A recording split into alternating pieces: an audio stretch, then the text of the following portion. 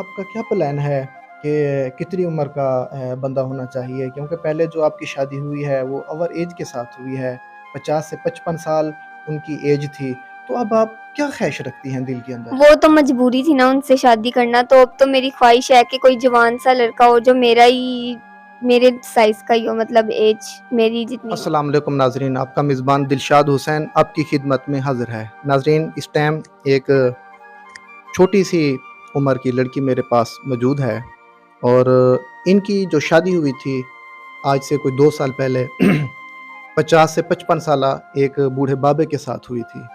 تو ابھی اس سے پوچھتے ہیں کہ کیسے وہ شادی ہوئی تھی، کیا ان کی مجبوری تھی، کیا ان کی پریشانی تھی، کیوں وہ شادی ہوئی تھی۔ السلام علیکم۔ وعلیکم السلام۔ کیا نام ہے آپ کا؟ فاطمہ۔ فاطمہ۔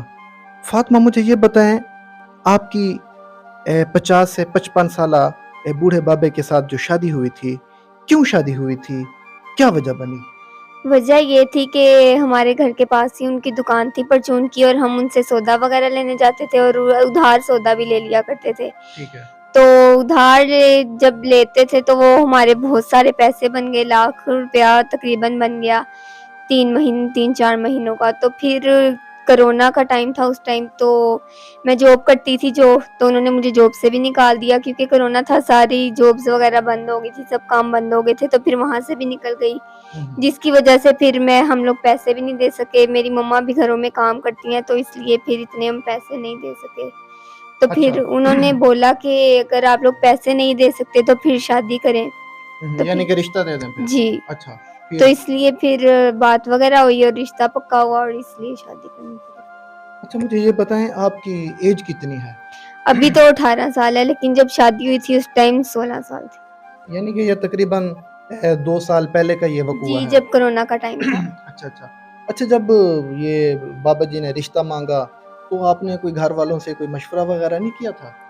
مشورہ کیا کرتے، جب ہم نے ان کے پیسے وغیرہ دینے تھے اور وہ دے نہیں سکے تھے، تو پھر آخر میں ہمیں یہی ایک ملا کہ شادی کر لی جائے۔ اچھا، پھر مجھے یہ بتائیں، وہ شادی جو ہے جو بوڑھے بابے کے ساتھ آپ کی ہوئی تھی، یہ کتنا عرصہ تقریباً چلی ہے؟ یہ 5 سے 6 مہینے چلی، اس کے بعد ان کی ڈیتھ ہو گئی۔ اچھا، ان کی ڈیتھ ہو گئی۔ جی، صحیح ہے۔ تو پھر اس کے بعد کیا ہوا؟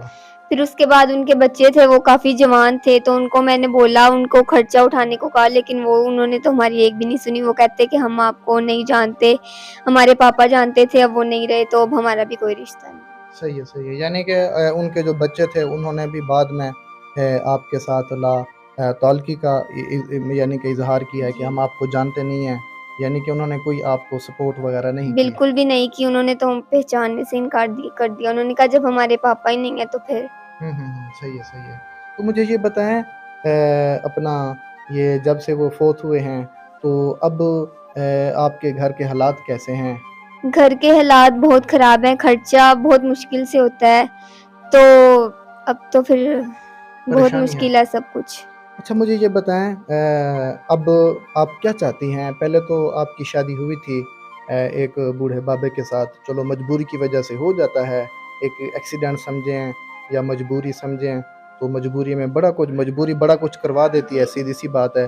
تو اب آپ کا کیا پلان ہے آگے بھی؟ ابھی آپ نوجوان ہیں، چھوٹی سی آپ کی عمر ہے، 18 سال آپ کی ایج ہے، سیدھی سی بات ہے، اور آگے آپ نے کیا سوچا ہے کہ آگے کوئی رشتہ وغیرہ کرنا چاہتی ہیں کہ نہیں؟ جی بالکل، اکیلے رہنا بہت مشکل ہے، اور خرچے تو بالکل بھی نہیں اٹھائے جاتے، تو اس لیے میں نے سوچا ہے کہ اب میں دوبارہ شادی کروں گی۔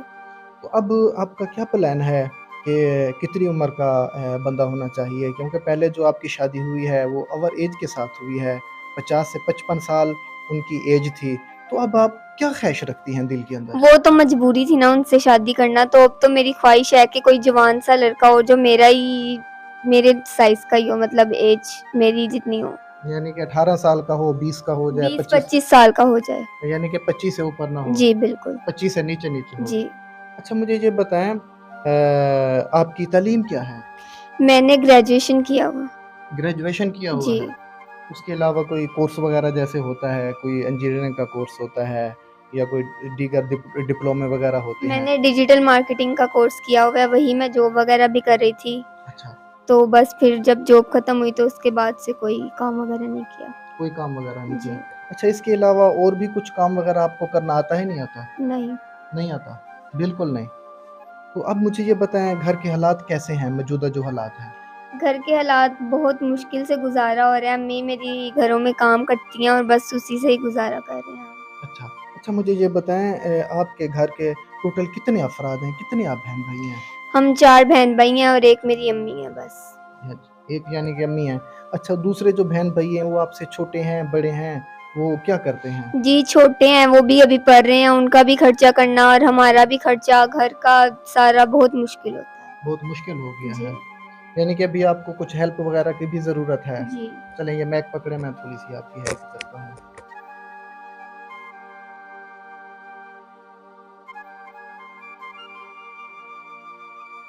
जी, तो नाज़रीन, ये कैमरे में दिखाने का मकसद यही होता है कि जो लोग ये सोचते हैं कि शायद ये यूट्यूबर पैसे खा जाते हैं, ये पैसे आगे नहीं पहुंचाते, और ये यकीन माने, मेरे दिल को इनकी जो स्टोरी है, मेरे दिल को अफसोस हुआ है कि मजबूरियां पता नहीं इंसान को क्या से क्या करवा देती हैं। देखें, 1 लाख रुपए की खातिर वो बूढ़े बाबे के साथ जो है, इस छोटी सी मासूम बच्ची की बूढ़े बाबे के साथ शादी हुई थी, निकाह हुआ था, और पता नहीं मजबूरियों की वजह से ये सारे मामलात होते हैं।